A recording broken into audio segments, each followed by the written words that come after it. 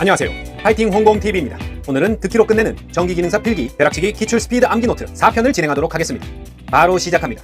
단상 유도 전동기의 기동 토크 크기 순서는 토크 크기가 가장 큰 것이 반발 기동형입니다. 반발 기동형이 가장 크고 쉐이딩 코일형이 가장 작습니다. 단상 유도 전동기의 기동 토크 크기 순서는 반발 기동형, 반발 유도형, 기동형이 유도형보다 크고 콘덴서 기동형, 영구 콘덴서형, 분상 기동형, 쉐이딩 코일형 순입니다.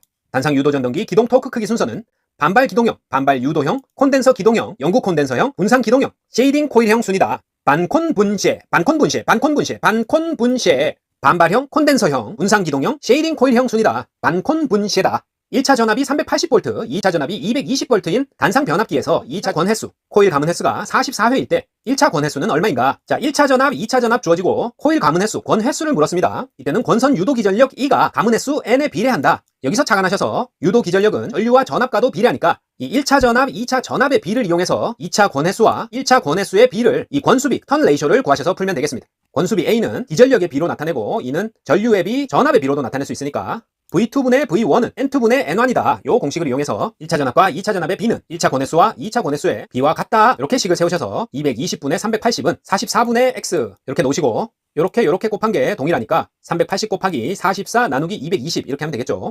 그러면 76이 나온다. 자, 아니면 여기를 44 놓고 위를 모를 때 220과 비교해서 44가 5분의 1이니까 380도 5로 나누어주면 76이 나오겠습니다. 그래서 전압의 비를 이용해서 2차 권횟수는 나와 있으니까 1차 권횟수를 이렇게 구하시면 된다.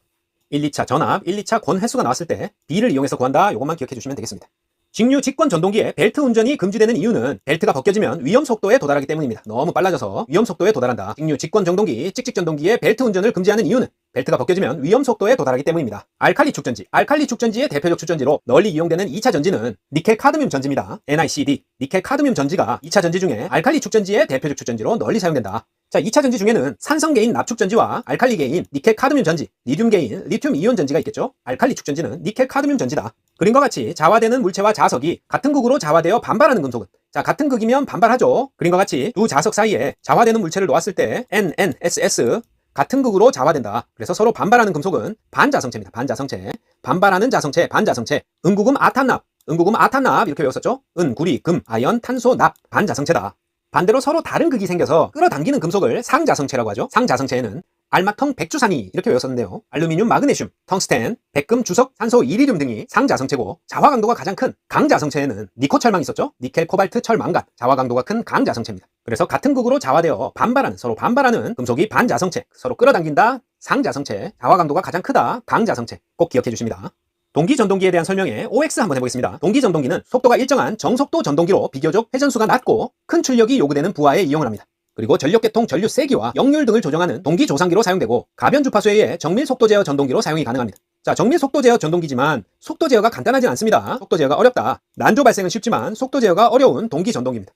동기 전동기는 난조 발생이 쉽고 속도 제어는 어렵다. 가격은 비쌉니다. 공급 전압 변화에 대한 토크 변화가 적고 전부하 효율이 좋아서 가격은 고가이다. 난조 발생은 쉽지만 속도 제어가 어렵다. 꼭 기억해 주십니다. 4극 3상 유도 전동기가 60Hz의 전원에 접속되어 4%의 슬립으로 회전 시에 회전수는 몇 RPM인가? 자, 4극 60Hz 4%의 슬립, 4%의 슬립으로 회전 시 회전수를 구하라. 이런 문제죠. 자, 극과 주파수가 나왔다. 회전수 N은 120 주파수 나누기 극수입니다. 120 주파수 나누기 극수, 회전수 구하는 공식을 지난 시간에도 봤었죠? 회전수 N은 120 주파수 퍼 극수다. 자, 그래서 계산해보면 120 곱하기 주파수 60 나누기 4극 극수 해주면은 1800 이렇게 나오는데요. 이것도 보기에 있습니다. 하지만 슬립을 아직 사용하지 않았죠? 자, 슬립이 있다. 회전수를 구하는데 4%만큼 슬립이 있으니까 슬립만큼을 빼줘야 됩니다. 그래서 4%를 뺀 96%, 0.96을 곱한다. 자, 주의하셔야 됩니다. 120 주파수 퍼 극수 한 데다가 슬립만큼을 빼준다. 그래서 1800 곱하기 96%, 0.96 하면 1728이 정답이 되겠습니다. 4극 3상 유도 전동기가 60Hz의 전원에 접속되어 4%의 슬립으로 회전한다. 회전수 구하는 공식은 120 주파수 퍼 극수 한 다음에 슬립만큼을 빼준다. 도체가 자기장에서 받는 힘의 관계 중 틀린 것은 도체가 자기장에서 받는 힘의 공식은 플레밍의 왼손 법칙이죠. 자, 그림에서 N에서 S로 자개가 형성되고 자속의 방향은 검지의 방향, 중간에 도체를 자속의 수직으로 놓았을 때 전류의 방향은 중지가 나타나게 되겠습니다. 그래서 이때 힘의 방향은 엄지 방향이 된다. 그래서 이를 나타내는 플레밍의 왼손 법칙의 공식은 F는 IBL 사인 세타 이렇게 외웁니다. F는 IBL 사인 세타, I는 전류, B는 자기력 선속, 자속, L은 도체의 길이가 되겠습니다. 그리고 도체 전류와 자기장이 이루는 각도, 사인 세타까지 모두 F에 비례한다. 자, 분수로 나타내져 있지 않죠? 분모에 뭐가 없습니다. 그래서 IBL 사인 세타는 각각이 다 자기장에서 받는 힘에 비례하게 되겠습니다. 그래서 자기력 선속의 밀도, 자속 B에 비례하고 흐르는 전류 I에 비례한다. 그리고 도체가 자기장과 이루는 각도 사인 세타에도 비례하지만 도체의 길이에 반비례한다. 도체의 길이 L에도 비례하겠죠. 그래서 F는 IBL 사인 세타, F는 IBL 사인 세타. 플레밍의 왼손 법칙, 도체가 자기장에서 받는 힘의 관계를 물어본다 그랬을 때 이 공식을 꼭 외우고 계시다가 각 요소들이 비례한다 이렇게 푸시면 되겠습니다. 삼상 동기전동기 출력 P를 부하각 델타로 나타내면 출력 P는 동기 리액턴스 XS분의 3VE 사인 델타 이렇게 나타내시면 됩니다. 보통 삼상 동기전동기 출력 P를 구하는 공식을 보기에서 찾는 문제가 출제되기 때문에 암기하고 계시면 바로 맞추실 수 있습니다. 출력 P는 XS분의 3VE, V 전압, E는 역기 전력, 사인 델타는 사인 부하각 사인 델타, 동기 리액턴스분의 3전압 역기 사인 델타 부대다. 사인 델타 부하다. 3전압 역기 사인 델타 부하.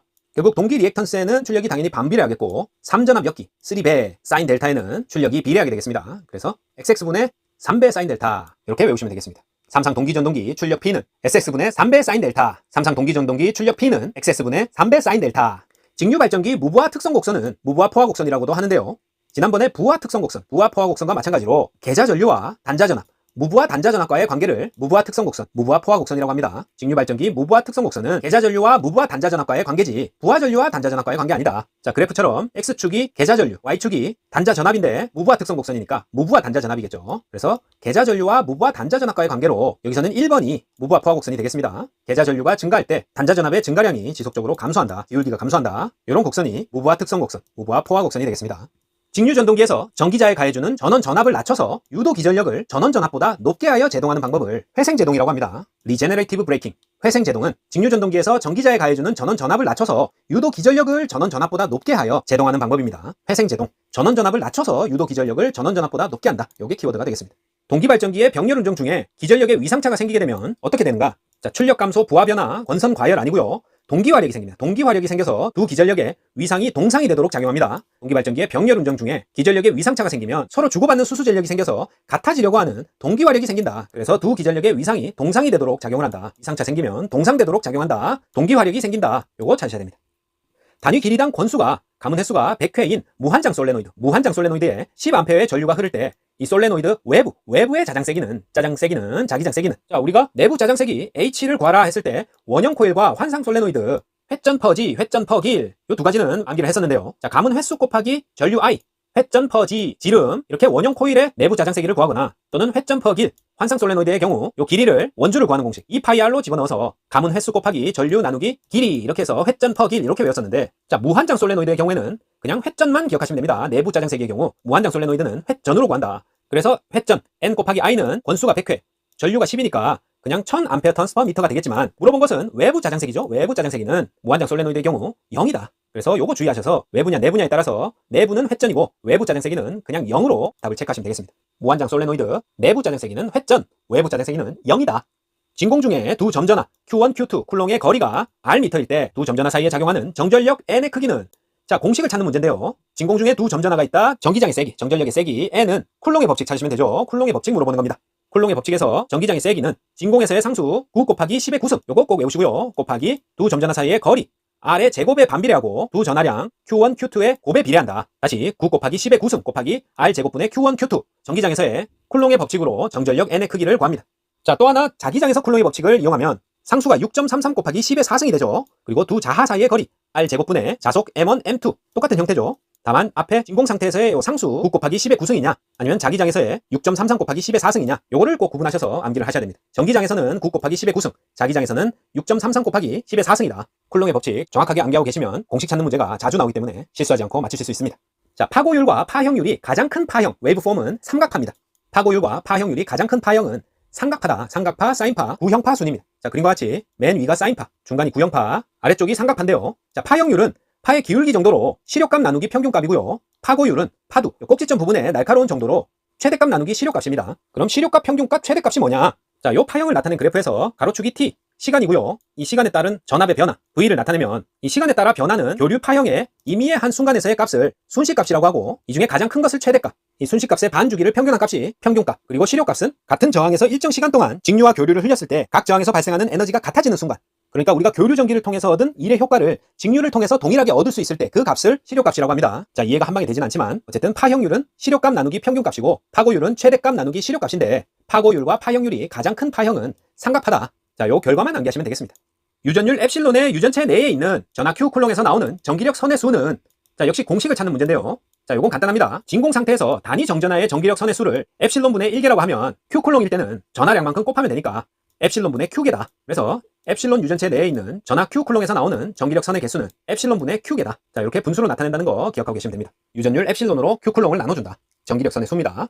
옥내 저압 이동 전선으로 사용하는 캡타이어 케이블. 캡타이어 케이블에는 단심, 2심, 3심, 4호심이 있는데 도체 공칭 단면적의 최소값은 이렇게 물었네요. 자, 도체 공칭 단면적이란 뭐냐? 자, 우리가 전선을 이루는 여러 가닥의 소선, 이 소선들이 있을 때 이 연선 소선들의 각 단면적을 모두 합산한 값. 그게 도체 공칭 단면적입니다. 그래서 이 캡타이블은 보통 광산이나 공장, 의료용 이동 전선으로 많이 사용되기 때문에 어떤 전기적인 특성보다는 물리적인, 기계적인 특성이 중요해요. 그래서 도체 공칭 단면적의 최소값과 최대값이 정해져 있다. 이 캡타이어 케이블의 도체 공칭 단면적의 최소값은 0.75입니다. 0.75 제곱밀리미터. 최대값은 100 제곱밀리미터입니다. 캡타이어 케이블의 도체 공칭 단면적의 최소값은 0.75 제곱밀리미터. 최대값은 100 제곱밀리미터다. 자, 연선을 결정할 때 중심 소선을 뺀 층수가 5층이라면 전체 소선수는 자, 일단 연선과 단선이 뭐냐? 단선은 이렇게 한 가닥으로 굵게 된 거, 이게 단선이고요. 연선은 여러 가닥으로 된 건데 그 중에 가는 한 가닥이 소선입니다. 소선. 그래서 이 연선의 전체 소선수를 구하는 공식은 총 소선수 n은 3 곱하기 n 그리고 n 플러스 1 요 세 숫자를 곱한 다음에 1을 더한다. 다시 3 곱하기 n 그리고 n 플러스 1을 곱한 다음에 나온 숫자에 1을 다시 더해서 총 소선수를 구한다. 그럼 이 소문자 n은 뭐냐? 바로 문제에서 나온 중심 소선을 뺀 층수를 말합니다. 결국 문제에서 중심 소선수를 뺀 층수가 주어지기 때문에 자, 5층이다 그러면 3 곱하기 5 그리고 5에서 1을 더한 6까지 요 세 숫자를 곱한 다음에 거기다가 1을 더해서 총 소선수를 구한다. 그래서 요 문제 하나를 통째로 암기하고 계시면 됩니다. 자, 5층이라 그러면은 3 곱하기 5 곱하기 6이다. 그리고 1을 더해서 91이 총 소선수가 되는 겁니다. 문제에서 총 소선수가 나왔다. 그러면 앞에는 3, 뒤에는 요 숫자보다 1 큰 거. 이렇게 적어서 곱한 다음에 1을 더해서 구한다. 이렇게 생각하시면 되겠습니다. 연선의 총 소선수는 3n 곱하기 n 플러스 1 해서 나온 값에 1을 더해서 구한다. 과전류 차단기는 자, 입구 쪽, 인입구 쪽이나 전원측이나 분기점에 설치합니다. 과전류 차단기는 들어오는 쪽에 가깝게 설치한다. 인입구 쪽에 설치하고 전원측 전선에 설치하고 분기점에 설치합니다. 다선전로의 중성선, 끝부분의 접지선, 접지측 다 아니고 인입구 쪽, 전원측 전선, 분기점에 설치한다. 뭐가? 과전류 차단기. 자, 수변전 설비에 고압 회로에 걸리는 전압을 표시하기 위해 전압계를 시설할 때 고압 회로와 전압계 사이에 무엇을 설치하나? 계기용 변압기 설치합니다. 계기용 변압기, 계압기 설치한다. 계압기지. 계기용 변류기, 계변 아니고 수변전 변압기도 아닙니다. 자, 고압 회로와 전압계 사이에는 계기용 변압기 설치한다. 수변전 설비에 고압 회로에 걸리는 전압을 표시하기 위해서 전압계를 시설할 때 고압 회로와 전압계 사이에 계기용 변압기 설치한다. 계압기 설치한다. 굵은 AI선을 박스 안에 접속할 때는 C형 접속기에 의한 접속을 합니다. 굵은 AI선을 박스 안에 접속할 때는 C형 접속기에 의한 접속을 한다. 옥내 배선에 주로 사용하는 직선 접속 및 분기 접속은 슬리브를 이용합니다. 옥내 배선에 주로 사용하는 직선 접속, 분기 접속은 슬리브를 이용한다. 와이어 커넥터 아닙니다. 직선 접속, 분기 접속에는 슬리브 이용한다.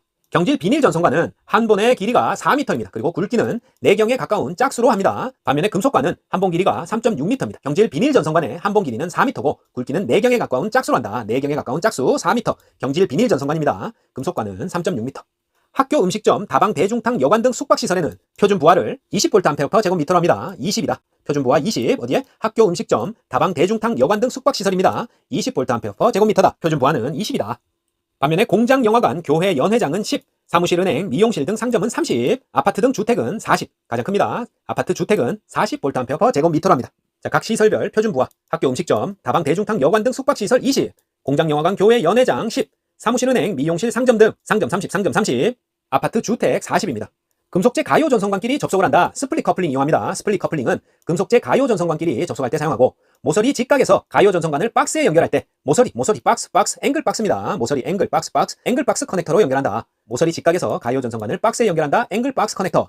금속재 가요 전선관과 금속 전선관을 서로 접속한다. 가요 금속 콤비네이션 커플링입니다. 금속재 가요 전선관과 금속 전선관을 접속할 때는 콤비네이션 커플링 사용합니다. 물체가 외력으로 변형할 때 물체에 부착하여 변형을 측정하는 기구는 스트레인 게이지입니다.